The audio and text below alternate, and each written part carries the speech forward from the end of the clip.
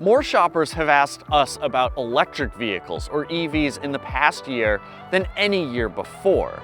It seems that EVs are having a moment, but that indicates that it's some sort of fleeting fad, and I do not think that is the case. Between the automakers doubling down and the infrastructure continuing to get built out, it's clear that EVs are here to stay. Thanks for stopping by and watching this video. If you're new to the channel, please remember to subscribe. This is CarGurus, I'm Matt Smith, and if you're in the market for a new EV, well, that is where you need to start.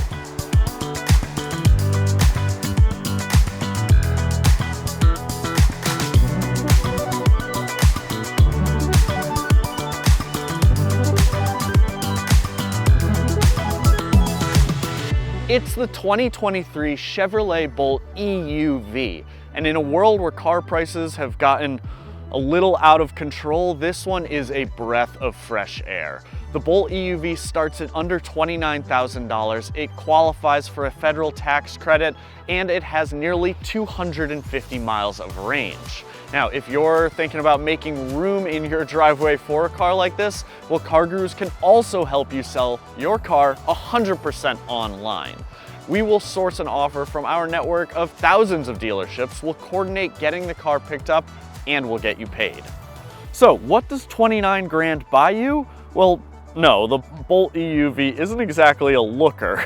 The stubby proportions but tall seating position make it look a bit like Chevy couldn't decide between making this a hatchback or an SUV. I get it, if you're trying to keep costs down, you have to keep things pretty small. But nobody buys hatchbacks anymore, so let's call it a crossover. Listen, Chevy, you're not fooling us. Our car has the red line appearance package, which brings these black wheels with these cool subtle red accents. There's also a black and red Bolt EUV badge at the back and red stripes on the black mirror caps. Outside the general proportions, I actually think our car looks pretty cool. There's this nice pattern on the front fascia, and we have a trendy floating roof design with these blacked out bits near the windows. The Summit white paint, it really pops against the black wheel wells, that cladding there, and the black mirror caps. I like that. I also like that the taillight and headlight housings have this smoky finish, really adds some nice contrast. But you tell us in the comments section below, what do you think? Let me clarify something. The Chevy Bolt EUV starts at $28,195 after its $995 destination fee. But this car does not cost that price. When automakers loan us vehicles for review, as you may surmise, they're usually pretty well appointed, and this Chevy Bolt EUV is no different. This one is the Premier trim, which is the most expensive trim, and it has a few options plus the red line bits. Now, all that brings the price of this test car to $37,885, and that means that even as well equipped as it is, this car is cheaper than every other electric vehicle we've tested this year. And yet this car has heated and ventilated front seats. It has leather seats and a leather wrapped steering wheel. There's a panoramic sunroof over my head. The touchscreen is big, the climate control is automatic, and there's a wireless phone charger. So it's well appointed. Now granted, some things do feel a little low rent.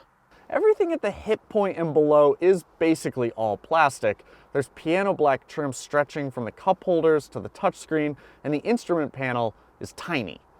If you can survive that stuff and the small car realities don't bother you, like the skinny center console and this tiny center bin, well then you'll probably find yourself very comfortable in the Bolt EUV, or at least you'll be very comfortable in the front seats. Back here, you have to be below a certain height to ride this ride. Even with a scalloped out roof, headroom is tight. I'm 5'11" and I barely fit in the outboard seats, and I don't fit in the middle. The high floor and the low seat also combine for an uncomfortable lack of thigh support. On the bright side, Chevy gave us two USB ports back here, one A and one C. And because Chevrolet extended the wheelbase to make the Bolt EUV, there's 3 more inches of legroom back here than you'd find in a regular EV. Weirdly, it seems that all of that increased length went entirely to the rear seats. Cargo space in the Bolt EUV measures 16.3 cubic feet or 56.9 cubic feet with the back seat folded. Both of those numbers are marginally less than the smaller Bolt EV. So if you want a little extra ride height, get the Bolt EUV, but if you want a little extra cargo space, get the Bolt EV.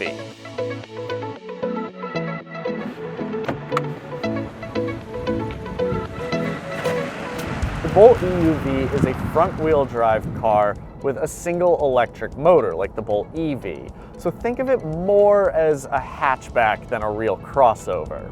We see you, Chevy. 200 horsepower and 266 pound-feet of torque is plenty for a vehicle of this size, and because of the instantaneous nature of the electric motors, it's genuinely pretty fun around town.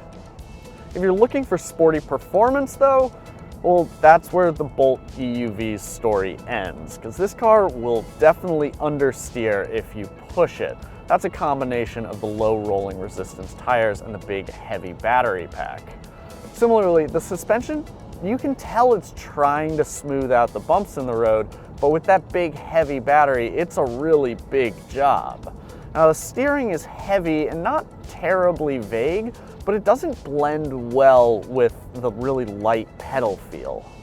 Switching to one pedal driving helps with that incongruous feeling, and it also lets the Bolt EUV shine with its intended purpose: sensible, efficient driving. Chevy stuck a 65 kilowatt hour battery pack in here, which should net us 247 miles of range. But I think we can do better, because on my testing loop, I was seeing over 4 miles per kilowatt hour, which should come out to about 260 miles of range. So if you're driving your Chevy Bolt EUV at sub-highway speeds most of the time, I bet you're gonna crush that EPA estimate. Or I should say, you're gonna crush it if you have the right weather, because while I was averaging over 4 miles per kilowatt hour, almost at 4 miles per gallon, on my testing loop, once I started driving out to our shoot this morning when it was 19 degrees out, well then I saw that 4 drop down to 3.6, and now we've been shooting in very cold weather all day and suddenly it's at 3.3. So I think you can do better than the EPA estimate if you've got good weather, and if you don't have good weather, well, like all EVs, the mileage, the driving range is going to suffer. And the other downside is that this car doesn't charge very quickly. So it maxes out at 55 kilowatts. That's its charging speed. And that means that you're not going to get any additional benefit from a 150 or 350 kilowatt charging station compared to what you'd get on a regular and much more common 50 kilowatt charging station. Now compare that to an Ioniq 5 or any of those Kia, Genesis, Hyundai, eGMP platform cars, and it just means that this physically cannot charge quite as quickly. That being said, with only a 65 kilowatt hour battery pack, you probably don't need too much time to juice up and get usable range. I've come to really appreciate GM's tech. I mean, it is super easy to use and understand. It's fast. I mean, it moves quickly. It's got some nifty features, but nothing feels gimmicky. This is a 10.2-inch color touchscreen. It's standard, and it supports wireless Android Auto and CarPlay, plus Bluetooth for 2 devices. Because we're in a Premier trim with the Sun and Sound package, we have connected navigation and a Bose 7-speaker stereo, the first of which isn't necessary thanks to Google Maps, and the latter of which falls a little flat. Unless you have to have the sunroof, I'd skip it and save $2,500. What I wouldn't skip though is Chevy's Super Cruise technology. I mean, this is real hands-free driver assistance features that, frankly, I'm flabbergasted are available in a $30,000 car. Super Cruise only works on LiDAR mapped roads, but Chevy says there are already 200,000 miles of those roads currently in the system. The Chevy Bolt EUV also comes with a suite of advanced driver assistance systems like automatic emergency braking and blind spot monitoring, but those features are becoming increasingly common and increasingly standard. Hands-free driving tech like Super Cruise is the next wave, and to give you an idea of just how common it is, Well, the first car we experienced it in was a $100,000 Cadillac Escalade, and now you can get it in a Chevy Bolt EUV as a $2,200 package. I mean, that's amazing.